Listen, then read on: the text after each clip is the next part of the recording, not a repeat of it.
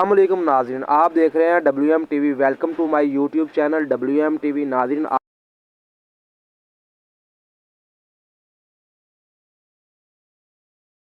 अस्सलाम वालेकुम YouTube family, कैसे हैं आप सब? उम्मीद करती हूँ आप सब खैरियत से होंगे और अपना बहुत ख्याल रख रहे होंगे।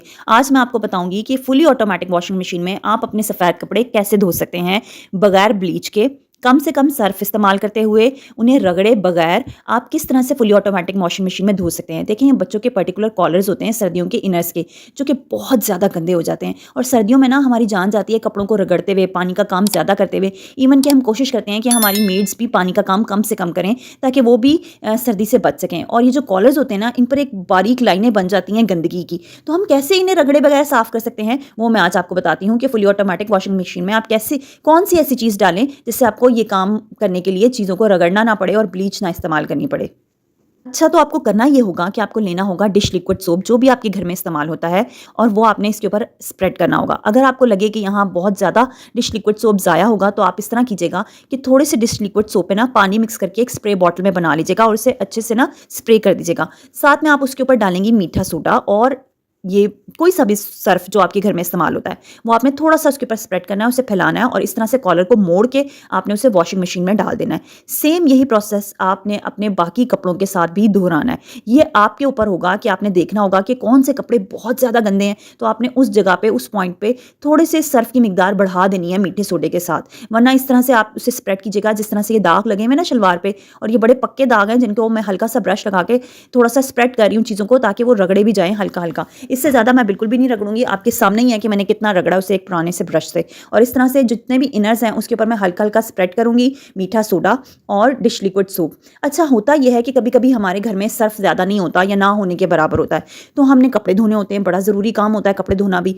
तो आपके घर में जो भी मीठा सोडा हो या डिश लिक्विड सोप हो ना, अगर आप उसे उसमें ऐड कर देना, तो वो एक बेहतर क्वांटिटी, एक अच्छा मिक्सर बन जाता है सफ़ेद कपड़े धोने के लिए। इस तरह से मैं बाकी कपड़े भी इसके ऊपर डालूंगी, चेक कर लूँगी कि किसी कपड़ों में टिश्यू पेपर तो नहीं है, और इस तरह से मैं थोड़े से कपड़े और उसमें डाल के, और फिर मैं दोबारा से ये प्रोसेस दूसरे कपड़ों के साथ भी दोहराऊंगी। आप यहाँ नोटिस कर रहे होंगे कि मैं हर सूट पे सर्फ इस्तेमाल नहीं कर रही। जो सूट कम गंदे हैं उस पे मैं सिर्फ डिश लिक्विड सोप डाल रही हूँ और मीठा सोडा डाल रही हूँ, उसे स्प्रेड करती हूँ, लपेटती हूँ और वॉशिंग मशीन में डाल देती हूँ। क्योंकि यहाँ मैंने जो सर्फ की क्वांटिटी ली है ना, वो सिर्फ 10 रुपये का साशे है। किसी भी सर्फ के ब्रांड का आप 10 रुपये का साशे भी ले लेंगे ना, तो वो इनफ होगा, क्योंकि हम इसमें डिश लिक्विड सोप भी डाल रहे हैं और इसमें हम मीठा सोडा भी डाल रहे हैं। तो ये तीनों चीज़ें मिलके एक बेहतरीन आपके पास, आप कह लें, लिक्विड बन जाता है, जो आपके गंदे से गंदे कपड़े, यहाँ आप देख सकते हैं शलवार कमीज़ किस हद तक गंदी है, और इस पर बस मैं मीठे सोडे की क्वांटिटी बढ़ा दूंगी और इसी तरह इसे लपेट के वॉशिंग मशीन में डाल दूंगी। और इन तमाम कपड़ों के लिए मैं सिर्फ 10 रुपये का साशे इस्तेमाल करूंगी सर्फ का।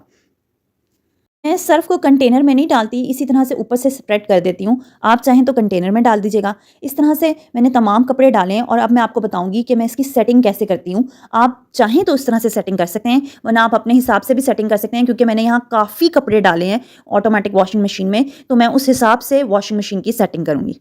जब आप फुली ऑटोमेटिक वॉशिंग मशीन को ऑन करते हैं ना और स्टार्ट का बटन दबाते हैं, तो उसके बाद सबसे पहले ये वज़न चेक करती है कि आपने कितना वज़न, ये देखें मैंने स्टार्ट का बटन दबाया, अब ये यहाँ पहले उसका वज़न चेक करेगी कि कितना कपड़ों का वज़न है, उस हिसाब से ये अपनी मेजरमेंट करेगी। यहाँ ये 46 मिनट्स बता रही है। इसकी मैं सेटिंग्स बिल्कुल भी चेंज नहीं करूँगी। ये हाई वाटर लेवल बता रही है, 2 दफ़ा रिंस करेगी, क्योंकि सर्दियों के कपड़े हैं और सर्दियों के कपड़े अच्छे से खंगालना बहुत ज़रूरी होते हैं। हमने 3-3 चीज़ें डाली हैं इसमें, तो साफ सी बात है इन्हें अच्छे से खंगालना बहुत ज़रूरी है।